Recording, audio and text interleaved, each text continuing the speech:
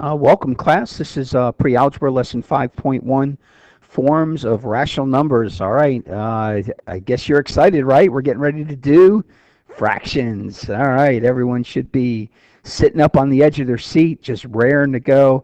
I'm sure you are just as excited as can be. Let me get my shade up here and shade a few things as we go. All right, number one. Rational numbers are, and I've already let the cat out of the bag, rational numbers are fractions. Rational numbers are fractions. All right, and it's time to deal with fractions. And honestly, today's lesson, a little bit of foundational work. Fractions are not as hard as you think they are. There are just a few things that you need to keep straight. If you can do that, you're going to be in great shape. All right, couple terms here. A. What do you call a fraction when the numerator at the top is basically bigger than the bottom? Hopefully you're thinking in your mind that's a proper fraction. Proper fraction. The absolute value of the numerator at the top is less than the denominator. D-E-N-O-M-I-N-A-T-O-R, denominator. All right, snuck in a few terms there on you as far as numerator and denominator. Okay, so what happens if a fraction is not proper? Well, if it's not proper, it must be improper. So improper fractions. If a fraction is not a proper fraction, it's an improper fraction, meaning then that the absolute value of the numerator would be greater than the absolute value of the denominator. So a couple examples. Something like 10/3. Clearly an improper fraction, right? The top is larger than the bottom. But look, you can have a negative fraction and it still be improper, like negative 15/8. Because again, you're looking technically at the absolute value of the top, and is it then bigger than the bottom? Yes, a 15 is bigger than an 8. So really the reality is most will just say don't worry about it being positive or negative. If the top number is a bigger number, again, not worrying about positive or negative than the bottom number, then it is indeed an improper fraction. Okay, C. How to change an improper fraction into a mixed number. How to change an improper fraction into a mixed number. And so the way you do it is you simply do this. You divide. Divide the numerator, the top, by the denominator, the bottom. Now, I've seen students constantly get these backwards, and you can't do that. Okay, you've got to divide the numerator by the denominator. So let's look at our first example. I'm going to take my red and put a red negative sign there because we have a negative 30. And we're dividing that by the 7. The 7 divides into the negative 30. The bottom divides into the top. Okay, it's always the bottom divided into the top. What I do with the negative is I immediately put that negative up top. Because remember, a negative divided by a positive is a negative, and our mixed number is also going to be negative. Okay, the rest we're just going to do the division, right? 7 goes into 30 4 times. 4 times 7 is a 28. Got a negative there. Oh, and I forgot to tell you, when you put that negative up top, you can make that a positive. If you don't do that, you're going to be in trouble on the next step. Okay, we've taken care of the negative sign, so that's just like a positive 30. So 30 minus 28 is a 2. In this case now, we can no longer do any division. We are ready to write our our mixed number, and our mixed number is negative 4 and 2/7, right? The remainder gets divided by the divisor, right? So a negative 4 and 2/7 is our mixed number, okay? Be careful, if it's a negative fraction, you're going to have a negative mixed number. So just don't forget that, and you gotta be aware of that. You gotta look. Okay, how about 16/6? Go ahead and write the division. Go ahead and write it. What gets divided into what? All right, and hopefully you said the 16 gets divided, or the 6 gets divided into the 16. Okay, piece of cake. We're back in 5th grade. All right, 2, 12. Got my 12 out of kilter, didn't I? Here, let's fix that. So ugly. Here we go. Let's really make it look decent here. Okay, so 2 times 6 is 12, and we're subtracting. We got a 4 left. So watch what happens on this one. Right now we're at 2. Take the remainder, that's the numerator. Take the divisor, that's the denominator. And look, this needs to be reduced right here. And we know how to do that. I'm going to talk about reducing fractions in a moment, but you all know that a 4/6 is a 2/3. And so final answer, 2 and 2/3. Changing an improper fraction to a mixed number. Again, be careful on this one. Students forget their negative all the time. They forget their negative all the time. Don't do that. Be careful. Be careful. Be careful. Be careful. Okay, what's next? Let's go the other way. Let's change a mixed number into an improper fraction. Okay? And I'm giving you a warning here. Be careful when the quantity is negative. All right, I'm not even practicing when it's not negative because you've been doing these for a long time. You've done these in elementary school. What's the key to the whole thing? Look at the way I started. I've taken this negative, I've put it out in front of a parentheses. That's going to take care of it so we don't have to worry about it. Now, I'm telling you, if you don't do this, you're going to get the wrong answer. I'm just telling you. I see it all the time. Students do it all the time. And it's just a simple method that's going to keep you from getting the problem wrong. So how would you proceed? All right, I've taken care of the negative. So I have the 8 times the denominator, right, the 9. Then don't forget to add the 5, right? And then remember, this is all divided by the denominator. Do you remember the method? The only trick is the negative. Okay, look at where we're at. 8 times 9 is 72.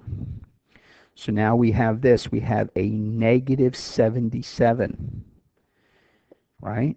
72 and 5 is 77. With a negative in front, we have a negative 77/9, and that's the answer. Be careful. You know what I see a lot of times?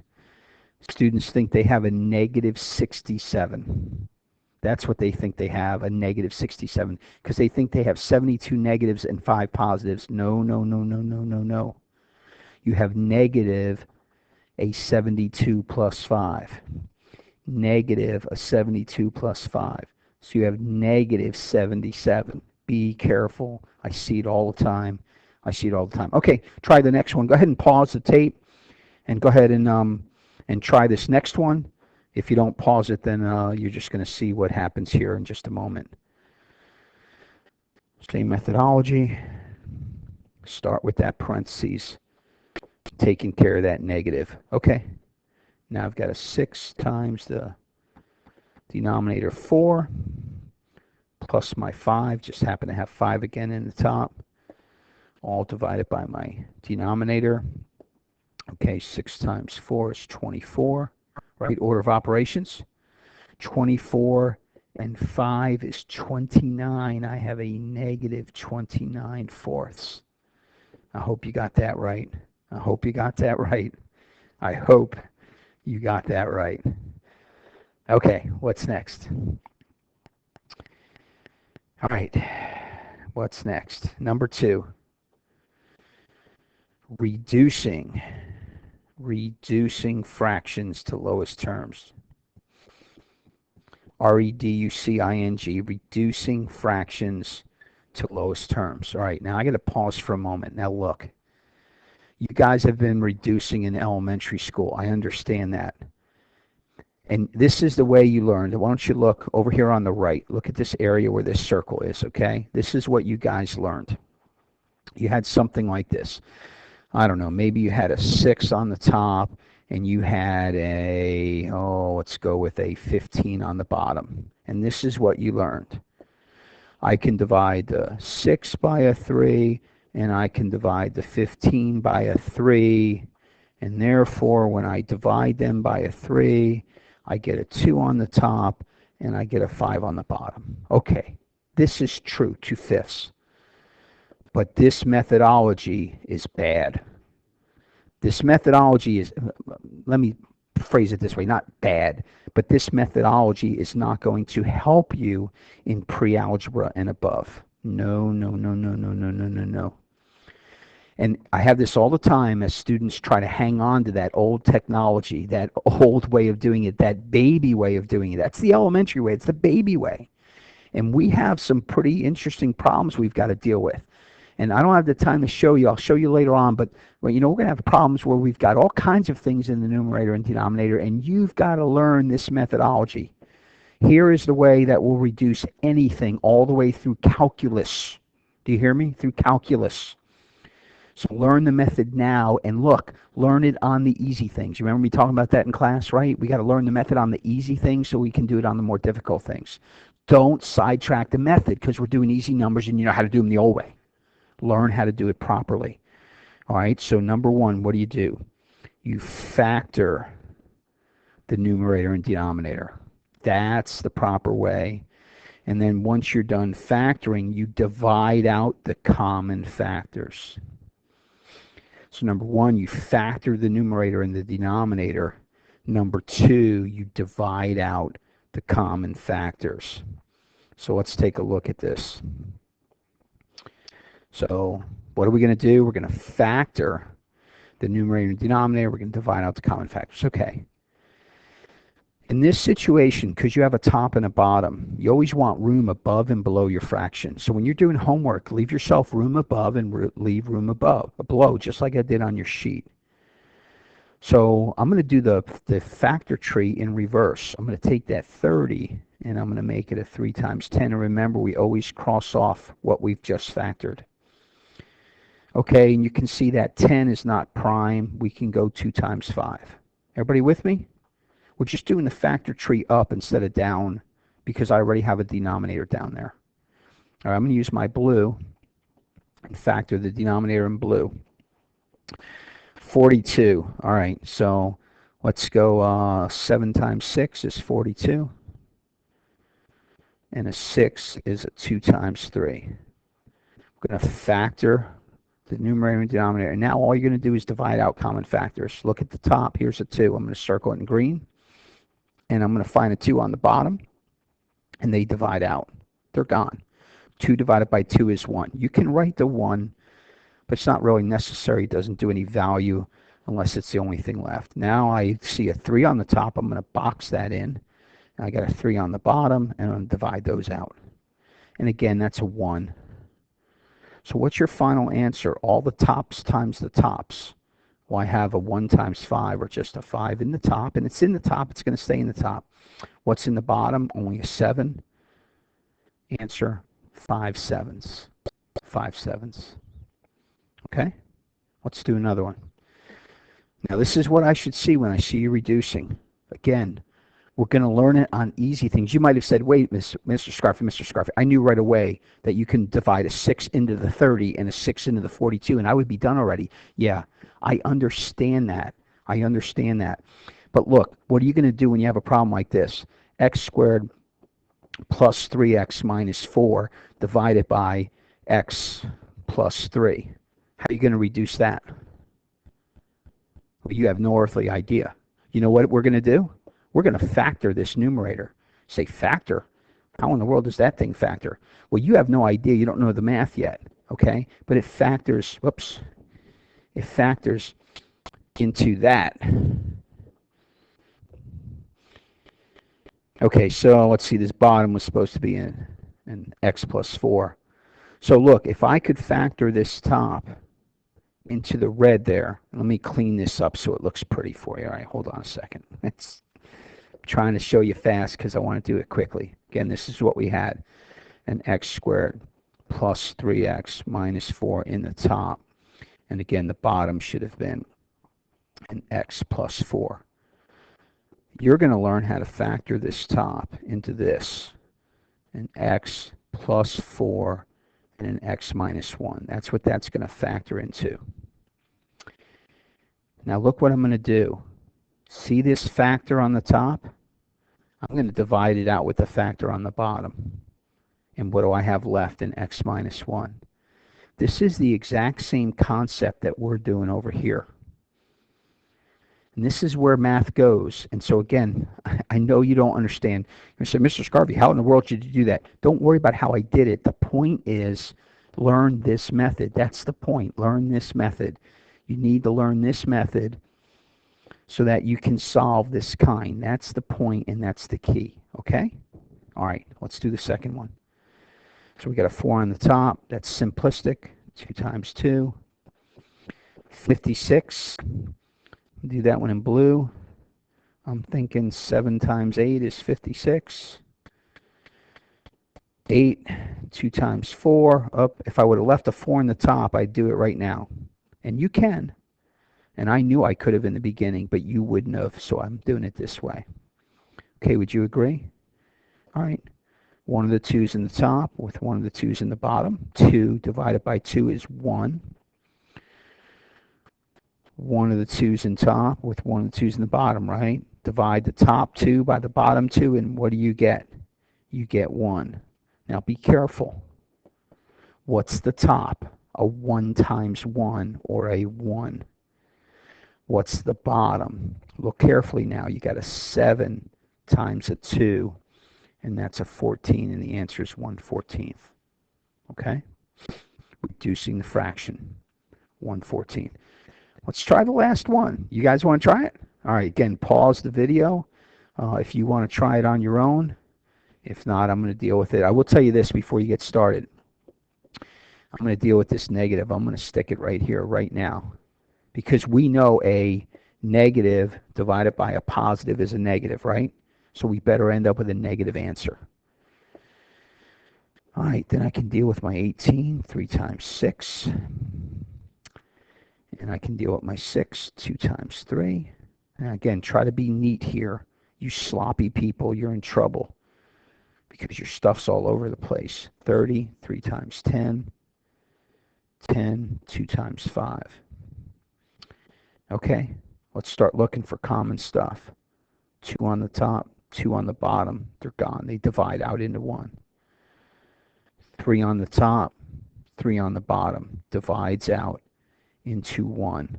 Okay, the numbers are done. What's the top number? A 3. What's the bottom number? A 5. Now do your variables. Hey, here's an x on the top and an x on the bottom. What's anything divided by itself? 1, and it's gone. And the only thing left on the top is a y, and you would have gotten negative 3y over 5. Negative 3y over 5. Hey, learn the method on the easy ones so we can then figure out how to do the hard ones. Learn how to reduce now by factoring the top, factor the bottom, divide out common factors. Factor the top, factor the bottom, divide out common factors. All right, number 3, last thing. Evaluate. Evaluate means to substitute in for the variables and reduce when possible. Okay, we've done evaluating before. All right, I'm going to leave room up above in case I need to reduce. So I'm going to go 4 times my x, and on the bottom 3 times my y. And take my red, my x is 6, so I'm going to put a red 6 in for the x. My y is 10, so I'm going to put a green 10 in for my y. Now look, here's an important thing. Look to reduce right now. Great. Oh, brother. Let's get rid of that. Let's go full screen again. All right, I hit my key to my keyboard there. Look to reduce here. You want to look to reduce right now, right here. Okay? We're going to look to reduce it right now. If you multiply it out, the factor means to unmultiply. You're going to waste time. So I'm going to factor it right now. So I'm going to factor the top. Okay, so I've got a 4 and a 6. I'm going to make my 6 a 2 times 3. And I'll make my 4 2 times 2. Again, be careful and be neat. On the bottom, I'm going to make my 10 2 times 5. Okay, now I'm just looking for common stuff. 2 on the top, 2 on the bottom. They divide out. 3 on the top, 3 on the bottom. They divide out. That's it, right? What do I have left on the top? 2 times 2 is 4. What do I have left on the bottom? 5. And that's my answer. I want to reduce before I multiply. And once we get into fractions, you'll hear me say R-bum a lot. Reduce before you multiply, okay? It cuts down on your multiplication. All right, second problem. All right, be careful. Again, I'm going to leave myself room above. I got a 4, a minus sign. I've got a fraction bar, a 2 times the c squared, and then the d on the bottom. Okay, what's my c? A 5. And what's my d in green? A 10. And look, I didn't use b. Okay, no problem. If we didn't need it, right? There are no b's. Not a problem. We just didn't use it. Okay. Again, I want to reduce before I multiply. Now look, I'm only looking right here right now. I'm just looking at the fraction. And I'm going to try to simplify or reduce this fraction. So how do you do that? Factor the top and the bottom. What is a 5 squared? It's a 5 times 5. That's what a 5 squared is. I factored it. Right? Bottom, what's a 10? 2 times 5. Now look what happens. Okay, I got a 2 on the top. I got a 2 on the bottom. They're gone. Again, be neat, be neat, be neat. I got a 5 on the top. I got a 5 on the bottom. They're gone. What's left? 4 minus a 5. There's nothing left on the bottom. 5 over 1 is 5. Okay, class, finish it out. 4 positives and 5 negatives leaves you 1 negative, and that's it, and that's the lesson. All right, it's there. Hey, learn the right way to reduce. It's really important, and it'll help you down the road. What else did we talk about? What a proper fraction is. The numerator is smaller than the denominator absolute value. We talked about what an improper fraction is. If it's not proper, it's improper. We talked about mixed numbers. Hey, be careful. Be careful right here. Some of you guys are going to mess that up. Follow that. Follow that. And then, of course, how do you reduce? You factor the top and the bottom, divide out the common factors, and that's the key. All right, have a great night.